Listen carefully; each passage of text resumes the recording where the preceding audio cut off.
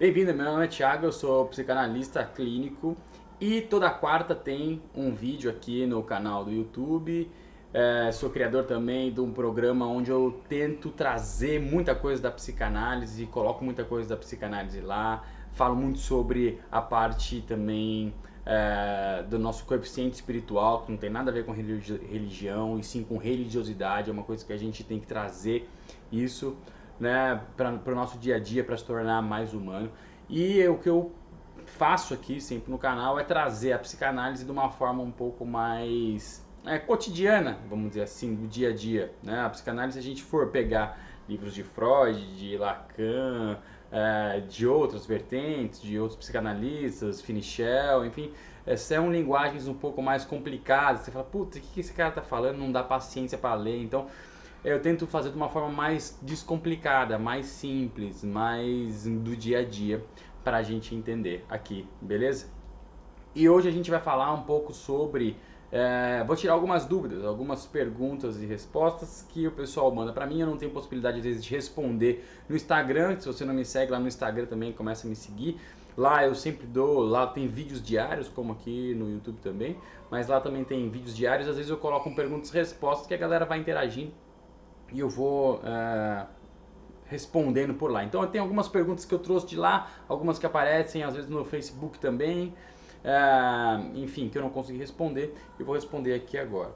Uma das suas perguntas é a seguinte: fui diagnosticada com depressão, tem cura? O que a gente tem que entender, tem dois tipos de depressão, né? Tem a depressão crônica e tem a depressão aguda. O que significa isso? Primeiro vamos estabelecer sempre aqui, o que eu gosto de colocar, é o nosso aparelho psíquico, né? Como ele funciona. A gente sabe que a psicanálise não existe sem o inconsciente, então o inconsciente representa 95% e o inconsciente representa 5%, certo? E dentro do nosso consciente está o nosso ego.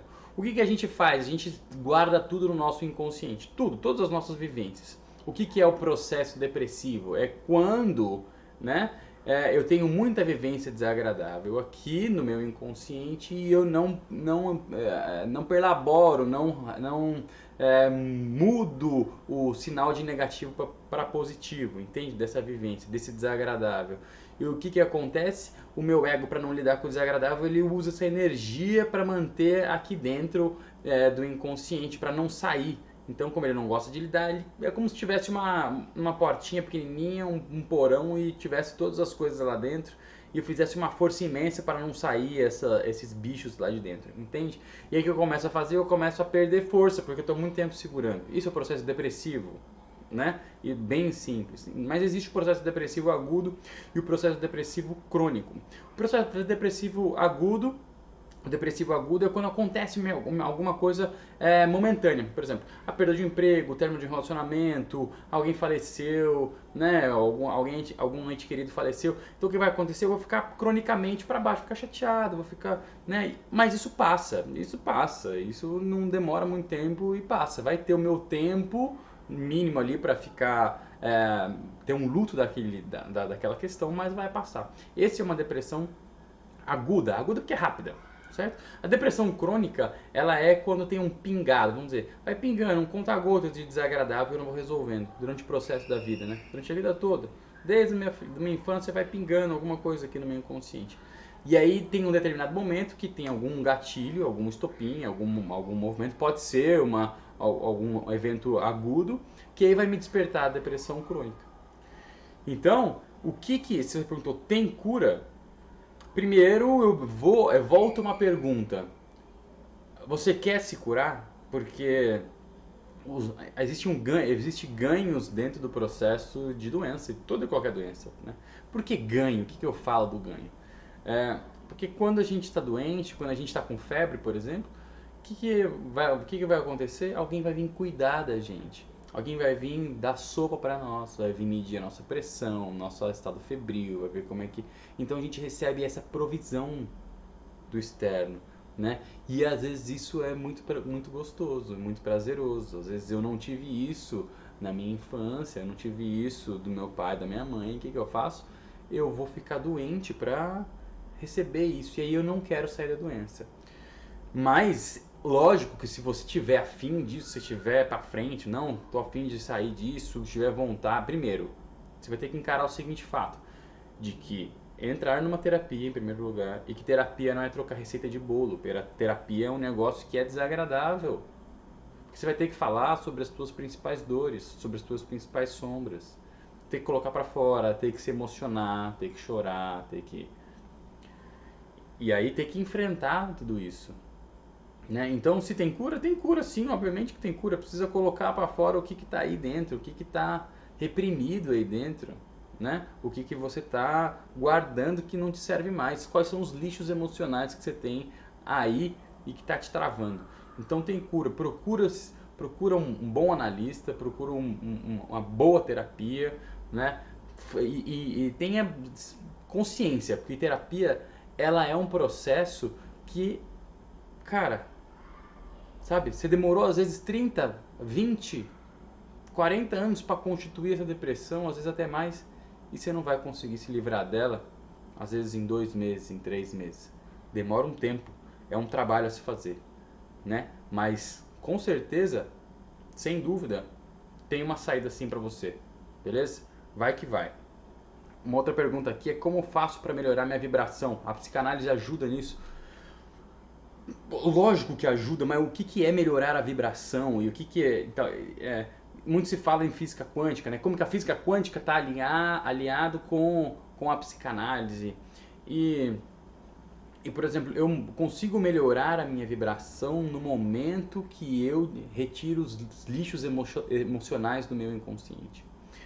Porque, olha só, emoção ela é energia. Vamos trazer para um conceito mais quântico, ok? Emoção ela é energia.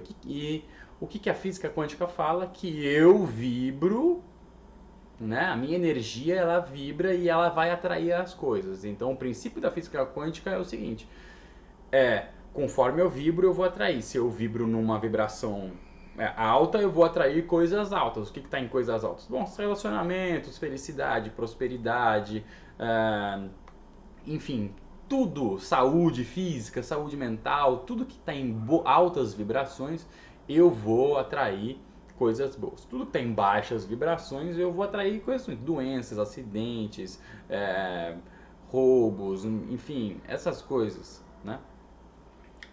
Estabelecido isso, a física quântica, vamos voltar para a psicanálise. Psicanálise de novo, 95% inconsciente, 5% consciente.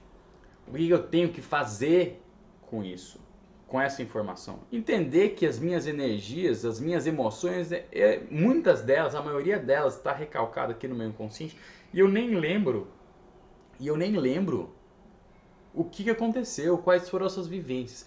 Então, vivências desagradáveis, traumas, crenças limitantes, que a gente coloca aqui numa linguagem um pouco mais popular, crenças limitantes, às vezes situações que eu vivi que não foram legais, brigas entre os meus pais, quando eu apanhei às vezes, e brigas na escola, enfim, tudo que me envolve, que está me constituído negativamente, está guardado no meu inconsciente. E se emoção é energia, essas energias elas não são energias boas, correto? Elas são as energias que estão lá me movimentando, mas que estão me colocando para baixo.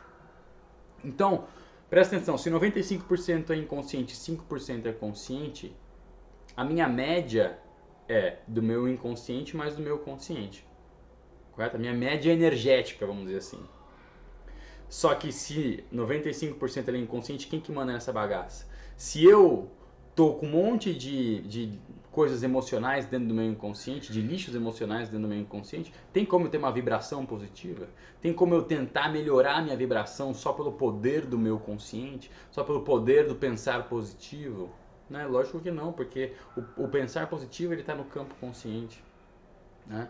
E ó a força disso, né? A força do inconsciente. É 5% só que você está pensando positivo. Não, eu vou ter dinheiro, eu vou ser bom, eu quero um bom relacionamento.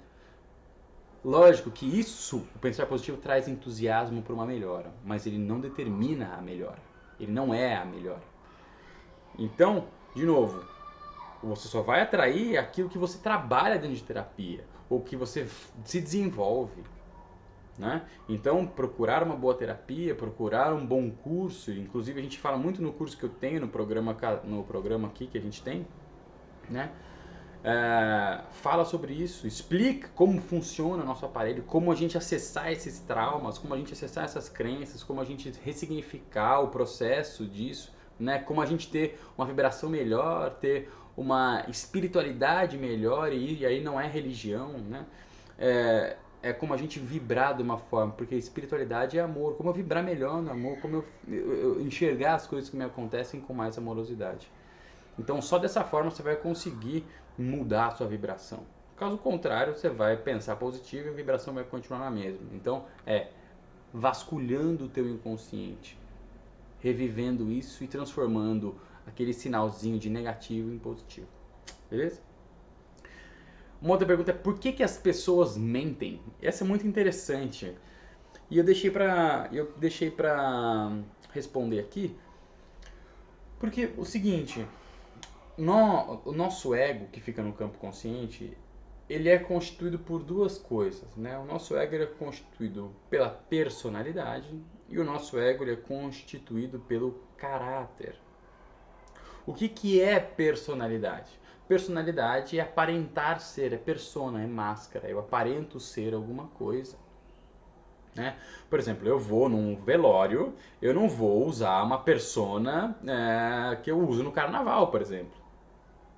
Né? Eu vou chegar lá e lógico que vai ter aquele contexto de me solidarizar com aquela situação, enfim. Agora, eu também não vou pro carnaval num contexto de velório, não vou ficar triste porque carnaval eu vou estar lá eufórico, alegre, me divertindo, me colocando para fora aquilo que é a minha alegria. Então esse é o conceito de persona, né? Eu visto alguma máscara pro ambiente que eu estou. E caráter, o que é? Caráter é mundial, certo? Porque bondade é um tipo de caráter, humildade é um tipo de caráter. E humildade e bondade é humildade aqui no Brasil e humildade no Japão, na China. Não tem um outro conceito de humildade. Humildade é humildade em qualquer lugar do mundo. E o que acontece? Percebe que a personalidade eu vou aparentar ser bondoso. No caráter eu sou bondoso. Na personalidade eu vou aparentar ser humilde. No caráter eu sou humilde. Então, essas duas coisas é o que rege o nosso ego.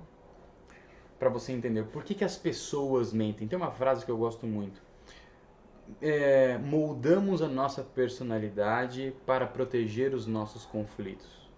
Quanto mais conflito pessoal interno eu tenho, quanto mais coisa está no meu inconsciente, quanto mais crenças limitantes, mais traumas, menos eu vou querer que as pessoas me conheçam de verdade. Porque eu vou estar apresentando ali a minha vulnerabilidade. Porque às vezes eu acho que eu não sou tão bom assim. Às vezes eu minto no sentido de proteger alguma coisa que eu não gostaria que as pessoas vissem. Às vezes eu sou grosso mesmo. Às vezes eu não sou ponderado. Às vezes eu falo umas coisas desnecessárias que não devia ter falado. Eu me exalto, eu explodo. Às vezes eu vou ser um filho da mãe mesmo, vou passar por cima do outro. Entende? Mas eu não posso. Às vezes minha família tá destruída, mas eu falo que tá tudo bem, tá tudo ótimo. Às vezes eu apanho num relacionamento, mas tá. Eu falo que tá tudo bem, tá tudo ótimo. Começa a compreender que eu vou moldar aquilo para sempre ter o reconhecimento e ter o amor do externo. Porque o que a personalidade faz? A gente constitui nossa personalidade quando a gente é criança. A gente começa primeiro a constituir nossa personalidade, depois a gente passa a desenvolver alguns padrões de caráter relacionados ao que a gente aprende dos nossos parentais. Porque nós sempre queremos o amor do outro, desde quando criança, desde pequeno. Então o que a gente começa? Qual é o processo de criação da nossa personalidade? Eu começo a identificar no meu pai ou na minha mãe aquilo que eles fazem para eu receber o amor deles de volta. Então, se meu pai faz determinada coisa, eu vou fazer determinada coisa. Porque eu achei aquilo lícito, porque eu tô querendo copiar ele, porque eu quero que ele me reconheça, entende? Então o que a gente começa a perceber? Se meu pai ou se minha mãe mente, pra mim eu introjetei que é lícito mentir. Se meu pai ou minha mãe brigam dentro de um relacionamento, na minha frente, eu entendo que se relacionar começa a ficar dessa forma.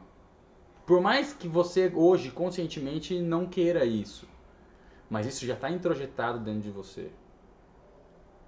Entende? Então, a gente sempre mostra a persona porque a gente quer o reconhecimento externo, o amor externo, a aprovação social, por exemplo. Eu preciso mostrar que eu tenho um carro, que eu tenho uma casa, que eu sou casada ou casado, que eu tenho um filho, que eu tenho uma família perfeita. Por quê? Porque eu vou. Nossa, olha só a família de fulano de tal. Olha os filhos, que maravilhosos são, hein? Estudados. Nossa, que menino. E no fundo tá comendo pau. Um tá usando droga, o outro tá assim, o outro tá assado, tá internado, e foi isso, e foi aquilo, mas tá tudo bem. A hipocrisia, que a gente chama social, é manter essa persona. E aí, o que a gente tem que fazer é humildar-se, porque quanto mais fiel for ao meu caráter, menos persona eu vou precisar usar. Humildade pressupõe reconhecimento de erro. Humildade pressupõe a eu reconhecer os meus defeitos. Humildade pressupõe a eu me humilhar perante a mim mesmo. De eu entender que eu não sou um nada às vezes. E que eu sou às vezes insignificante mesmo. Insignificante na pequenez do universo, na pequenez do mundo. Quem sou eu? E aí sim eu consigo trazer mais um conceito de humildade, olhar mais para mim. Aí eu passo a me julgar menos, eu passo a julgar o outro menos. Porque quando Pedro fala de Paulo, eu sei mais de Pedro do que de Paulo, não é isso? Então, por esse fato que as pessoas mentem, para parecer uma coisa que não são, para demonstrar uma coisa que elas gostariam de ser, mas não são no fundo. Beleza? Bora pra uma outra aqui. Meus pais têm um péssimo relacionamento. Não sei por que estão juntos até hoje. Tenho medo de ter um igual. Por isso acho que não me relaciono. Me ajuda. Essa é uma questão interessante e os filhos, muitas das vezes, eles se colocam no meio do casal para tentar resolver o conflito do casal. Isso é muito interessante. Isso é uma dinâmica que é batata acontecer. Quando um casal tá bem, o filho tá bem. Quando um casal tá mal, o filho dele fica mal. Os nossos primeiros amores são sempre os nossos pais. O maior amor do menino vai ser a mãe, e o maior amor da menina vai ser o pai, sempre isso. No entanto, a gente tem que entender uma coisa. Os nossos pais sempre são os pais corretos que a gente deveria ter. Por pior que os pais sejam, que você considera às vezes, por pior que são os teus pais, eles são os pais certos para você. Porque sem eles você não estaria aqui. E você sempre será um devedor dos teus pais. Porque eles te deram a vida e você não tem como pagar isso. Não se tem como pagar a vida. Então a primeira coisa é ser grato por eles terem te dado a vida. Não precisa concordar com o que eles fizeram. Às vezes na tua criação. Às vezes no relacionamento deles. Mas gratidão tem que vir em primeiro lugar. Pelo fato deles terem dado a vida para você. Agora, uma coisa é, a gente precisa desassociar o seguinte. A gente precisa desassociar a figura de pai e mãe como de homem e de mulher. Primeiro, se eles estão juntos até hoje, é porque a dinâmica do casal funciona assim. E aqui vai uma coisa. Todo e qualquer casal que tá junto, mas você fala, puta, tá horrível o relacionamento. Inclusive, às vezes, você que tá num relacionamento péssimo e não sabe por que não sai, todo relacionamento tem ganhos. Todo relacionamento tem ganho, por pior que ele seja. Como assim, Tiago? Todo relacionamento tem ganho, por pior que ele seja. Primeiro, ganho afetivo. Segundo, ganho financeiro. O que é um ganho afetivo? Às vezes seu sonho é constituir uma família. Aí você vai, se encontra a pessoa, vai, casa e constitui a família. Mas a pessoa depois começa a te trair, começa a bater em você, começa a te jogar pra baixo, começa a falar um monte de coisa pra você que você... Puta, não vai. Mas você tá junto. Por quê? Porque de forma inconsciente, às vezes, é mais importante pra você manter a família do que separar. Porque se separar vai perder o quê? A família. Mas como você acredita nisso, você mantém a família. Esse é um tipo de ganho afetivo, hein? Então eu prefiro sofrer 49% e ter 51% de ganho, que é família.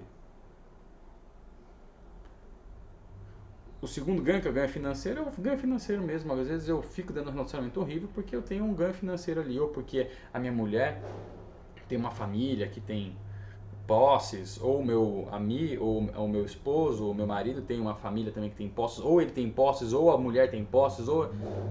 Entende? E ali eu tenho algum ganho, eu tô sempre viajando uma vez por ano, meus filhos estão em escolas boas, entende? E o pai dos meus filhos paga, as escolas são ótimas, são bilíngues. Meus filhos falam inglês. Como é que eu vou me... Imagina, meus filhos não podem... Então eu vou aguentar mais uns 5, 6, 7 anos aí. Vou aguentar isso porque meus filhos vão se formar bilíngues. Começa a compreender? Então são esses dois ganhos. Se seus pais hoje estão num relacionamento que você considera ruim, tenha certeza que se eles estão até hoje, eles não consideram tão ruim assim. Por mais que eles falem da boca para fora, às vezes os pais têm a péssima mania de reclamar pro filho, né? Ah, o relacionamento tá ruim, a mãe fez isso, o pai fez isso, e vai e despeja. Primeiro, entenda que você não está sendo nem adulto para resolver seus BO, tá querendo jogar pro teu filho. Ele não tem que ser um receptor de mensagem negativa do relacionamento do teu pai, seu com a sua mulher ou seu com o seu marido. Resolva como adulto o problema que você tem dentro de relacionamento. E não ficar jogando pro teu filho. Então entenda isso. Eles têm um relacionamento bom para eles. Agora, você não precisa reproduzir. O que você tem que fazer, o que a gente tem que fazer sempre é cortar o vínculo afetivo com os nossos pais, pegar o que eles deram melhor para nós, que é o quê? Caráter. Se são pais trabalhadores, honestos, se, enfim, pega o que eles têm de bom, de caráter. Ah, meu pai não tem nada. Tem. Porque por pior que às vezes você considera teu pai, ele não fugiu. Ele não deixou você aí. E se fez isso, algum motivo ele teve. Não te cabe julgar. Te cabe só compreender que ele é teu pai ou tua mãe. Então pega essa constituição de caráter, leva pra você. E aí você molda o teu relacionamento como você quer que o seu relacionamento seja. Né? Tenha isso sempre em mente. Você tem a possibilidade de construir o seu relacionamento como você quer. O relacionamento deles não determina o seu. Veja eles como pai e mãe, não como homem e mulher. Você tem que, a partir do momento que se unir com uma pessoa, ver o teu relacionamento de homem e mulher. Aí sim você vai constituir o seu. Teus pais são teus pais. Ok? Vamos para a próxima. Minha mãe sempre me coloca para baixo quando eu faço alguma coisa que está errado. Como posso mudar isso? Você já colocou uma coisa aqui na pergunta. Minha mãe me coloca para baixo sempre quando eu faço alguma coisa que está errado para ela. Primeiro, os pais infelizes têm a péssima mania de projetar a sua infelicidade no filho. No seguinte sentido de, se eu não realizei tudo que eu tive na minha vida, eu vou fazer isso através do meu filho. Presta atenção, olha só como isso é interessante. Já foi em festa de 1 ano de idade, onde, cara, os pais trazem um Mickey da Disney, vem o Mickey da Disney, vem o Pluto da Disney, aí vem o Peter Pan e não sei o que, os caras contratam o Buzz Lightyear que chega voando de helicóptero. Bicho, a criança tem 1 ano. 1 ano de idade. Ela nem sabe quem que é Buzz Lightyear, nem sabe quem que é Mickey, não sabe nem quem que é Pluto. Ela não sabe diferenciar nenhum um Mickey falso de um Mickey original. Pra quem que foi essa festa? Foi por adulto, não foi pra criança. Entende? Então, projetar as suas infelicidades em cima de um filho são o que casais infelizes fazem, pessoas infelizes fazem, pessoas egocêntricas fazem. A criança, o menino que tem 20 e tantos anos vai sair de casa e o que eu faço? Faço o bico. Porque eu sou um pai egocêntrico, uma mãe egocêntrica. E aí eu invento uma desculpa. Compreende isso? Então, você às vezes está muito preocupada em seguir esse padrão até que sua mãe coloca. Você não tem que seguir nada, você tem que seguir o seu padrão. Primeiro, de novo aqui, eu vou falar, que eu já falo várias vezes aqui. Corta esse vínculo afetivo. Se você, sua mãe não vai deixar de te amar mais ou menos porque você fez determinada coisa que era boa para a tua vida. Ah, se você saiu, foi trabalhar em tal lugar, foi trabalhar lá, trabalhar fora da cidade, ou mudou, ou casou, fez... E se eles fizerem isso, se os pais fizerem isso, são pais egocêntricos. Porque filho não foi feito para ficar em asa de pai, não. Filho foi feito para sair fora. Você chega, você cria, dá o melhor que você pode, passa os valores que você acha mais legal. Rua! Vai viver, vai voar. Né? Mas tem a péssima mania de ficar colocando embaixo da asa. Isso não vai adiantar nada. Fica tranquilo que tudo que você quiser realizar, você tem que realizar por você e não tentar seguir padrão de pai e mãe, não. Porque eles acham que é o melhor pra você, mas você também tem direito a fazer as suas escolhas. Você tem direito a fazer aquilo que você acha melhor pra você. E se um dia quebrar a cara, ótimo, porque também eles tiveram que quebrar a cara um dia. E se você quebrar a cara, ótimo, essa é a vida, that's the way. Beleza? Tiago, tenho fobia de lagartixa. Dá pra curar com hipnose? Essa é uma pergunta interessante. Dá pra curar. Mas não dá pra curar também. Como assim dá pra curar e não dá pra curar? Primeiro, a hipnose não é milagre. A hipnose não é milagre. A hipnose não vai fazer você... Ela vai... Uma hipnose sem uma análise, ela vai apenas amenizar o sintoma. Eu vou dar um exemplo. Supõe que nessa parede aqui tenha um cano lá atrás. Começou a vazar aqui. Vazou aqui, ó. E aí o que eu faço com a hipnose? Eu venho e... Vamos colocar uma massinha aqui para não aparecer tanto. Beleza? O que aconteceu? Daqui um tempo vai estourar um outro buraco em algum lugar, porque eu não abri a parede, eu não consertei o cano e eu não tampei o cano. Eu deixei o cano vazando lá no fundo. A hipnose, ela tem que ir através de uma análise na causa raiz. Se ela não for na causa raiz e for só para eliminar e diminuir o seu sintoma, não vai ser um tratamento eficiente. Vai ser um tratamento paliativo. Isso eu digo com muita propriedade. E até tem um caso dentro da minha família, um primo meu que ele às vezes gagueja um pouco. Ele foi, pagou uma nota para um hipnólogo, fez umas sessões, ficou um mês falando bem. Depois voltou.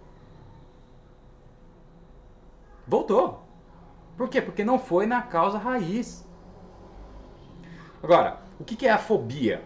A fobia é muito interessante. A fobia nada mais é do que eu deformo um objeto. Então, no caso aqui, que você está falando da lagartixa. Então, o que meu cérebro faz? O que meu superego faz? Ao invés de vir aquele desejo inconsciente que eu não me permito vivenciar aquele desejo, eu deformo aquele desejo em forma de um animal. Porque o que é a fobia? A fobia nada mais é do que uma relação entre desejo e não permissão de realizar esse desejo. Presta atenção, a fobia nada mais é do que eu tenho um desejo inconsciente e eu não me permito realizar esse desejo conscientemente. Então o que, que eu faço? A fobia, eu pego uma representação externa e faço com que eu quero me afastar dessa representação externa, dessa lagartixa. Porque essa lagartixa, de forma inconsciente, representa o meu desejo. Só que como eu não me permito vivenciar esse desejo, eu quero afastar.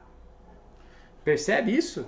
Então você tem fobia de lagartixa, alguma coisa simbolicamente o teu cérebro, teu superego deformou em forma de lagartixa, que essa lagartixa representa o desejo. Mas no fundo você quer muito tocar nessa lagartixa. No fundo você quer muito vivenciar esse desejo inconsciente. Percebe a relação? Então, tem cura, sim, dá pra tirar a fobia, sim, através de hipnose, sim, porém com uma análise anterior a isso, porque o paciente tem que compreender o porquê daquele desejo, da onde vem aquele desejo, por que tá rolando aquele desejo, qual foi o objeto externo que ele relacionou e por que ele relacionou, por exemplo, no caso aqui a lagartixa, e aí sim a gente consegue tirar a fobia de vez. Porque caso contrário vai ser um tratamento paliativo. Fechado? Por hoje é só, espero que vocês tenham gostado. Tem mais coisa aí no meu canal do YouTube, lá no Instagram também, tem bastante coisa, no Facebook também, corre lá, dá uma olhada. Deixe sua pergunta aqui, se você gostou, se você não gostou, o que você quer que também a gente aborde mais aqui. Se tiver perguntas, deixa também aqui embaixo e a gente vai responder, eu vou responder para vocês nos próximos vídeos, tá bom? Um beijo, até toda quarta-feira, ativa o sininho aí que tem vídeo. Valeu!